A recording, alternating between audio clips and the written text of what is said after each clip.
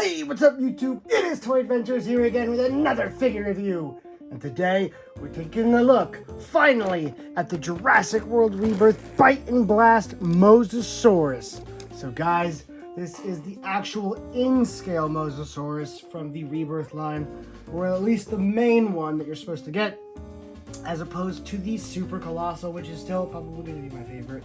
But we'll see after we take a look at this one.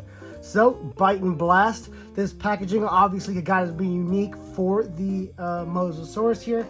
You do still have the red and black and gray color scheme for the outside of the box, but of course inside you have this nice little ocean iconography.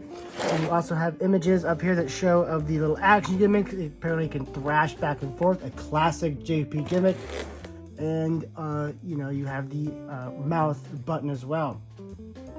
Interesting that they include a tiny little Dilophosaurus figure here. Is this supposed to be how big Dilophosaurus is compared to it, or is this just a little freebie to kind of demonstrate the toy? I don't know. It's kind of an interesting inclusion, and I wonder if we're going to see something related to this in the movie, or if this is just all up to Mattel's imagination. Taking a look at the back of the packaging here. Included, just says included, Chomp, Blast Out, and side-to-side action. I wonder why there would be an action gimmick of it shooting out of the mouth, because usually as a predator you want things to go into your mouth. So it's kind of a strange action gimmick, but whatever, maybe the movie will explain, okay? Maybe I'm getting a little out of myself.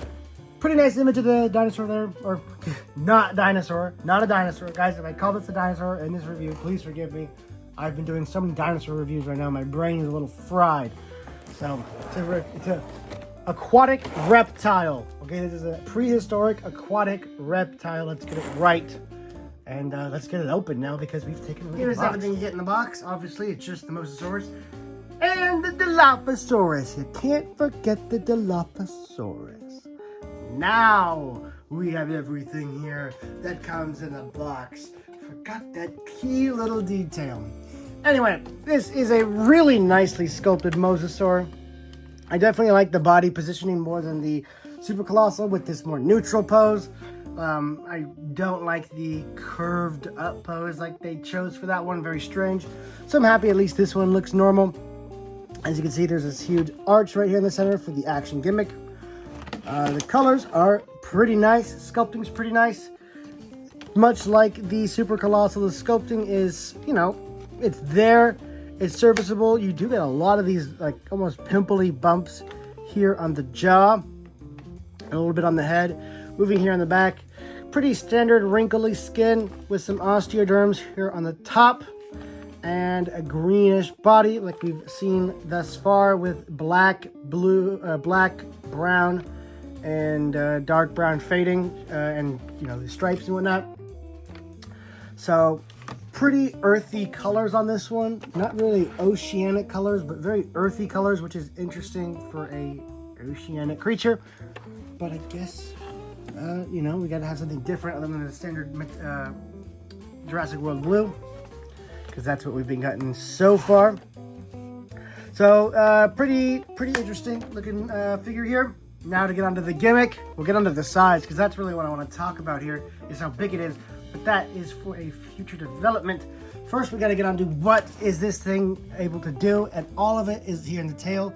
You do have a nice little button that controls the mouth. This is really nice, especially for filming, guys, for filming Mosasaurus scenes. Being able to control it from the tail is game-changing. Actually being able to control when the mouth opens. And of course, when you shake the tail, it thrashes the body left to right. And does it? Yeah, it's just a little delayed, but as you can see, it does just fine. And of course, like every good sea creature, there are no electronics on this Mosasaurus, so this is bath toy safe. You are absolutely within your ability to take this into the pool, the bath, the lake, the river, the ocean, wherever that has a body of water. You can put this in. It's perfectly safe to, and it will not damage the toy. Now, let's take a look at its little action gimmick. As you can see, when you open up the mouth in there, the teeth are really nice, and you still have the inner layer of teeth like we had on the Super Colossal. A really welcome detail. So great looking mouth in there. We're gonna put our little victim in there, and oh, he does get launched out pretty nicely. All right, let's try that one more time. Whoa. All right, let's try a human. Let's put Dr. Loomis in there. Wow, that is a really effective gimmick. I didn't think it was going to be that dramatic, but it really is. So maybe there's a scene where he eats something and then he has to throw it up because his stomach didn't like it or he couldn't swallow it or whatever. That's kind of what I'm guessing this is referencing to, because some of these gimmicks, you know, they got to reference a scene or something that the creature did in the movie, right? Otherwise, it's just completely random. So I'm assuming maybe he eats something, maybe a human or a dinosaur or an object, and it doesn't, it either purposely does it or it's just too big. Something happens where the mosasaur is unable to swallow it, kill it, whatever, and has to go and spit it out, and that character or whatever gets to survive. And that is what this gimmick is based off of. That's just my best guess. So now that we got the gimmicks out of the way, they're really cool. They really lend themselves well to puppeteering and play. Let's see how big this thing is, because I'm going to be real, it looks a little small. So first we're going to compare this thing, of course, to a Mattel human, like we have been doing. We're going to use Dr. Loomis here. And as you can see, he is not that big. Especially for a Jurassic World Mosasaurus. This looks not a little too big to be a real Mosasaurus, but more believable as a real Mosasaurus in the JP universe than the one we saw in the movie. So if you want one that is a little more Mosasaur than JP Mosasaur, then maybe this one will be for you. There's also the Matchbox one, but that one almost seems a little too small to be a Mosasaur. Something between that one and this one would be perfect for a real Mosasaur scale. So this is still nice, but of course, let's see how big it is compared to 2018's Mosasaur. As you can see, now you can see, the original one is significantly bigger. Yes, this is a custom one. I couldn't find my original.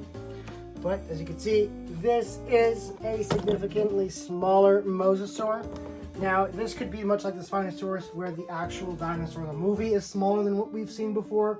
Or this could just be they have a smaller, more compact toy.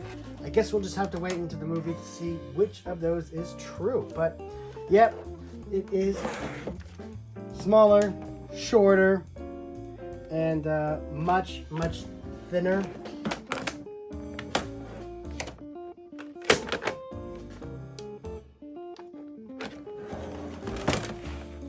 It's kind of hard to show.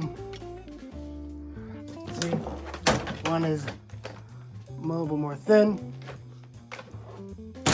and they aren't nearly as long. Well, one is just barely a little bit shorter than the other. So yeah, our new one is definitely a smaller little Mosasaur. Black. Then of course we got to compare it to the ginormous, super colossal Mosasaurus, which could almost swallow the entire head of this one.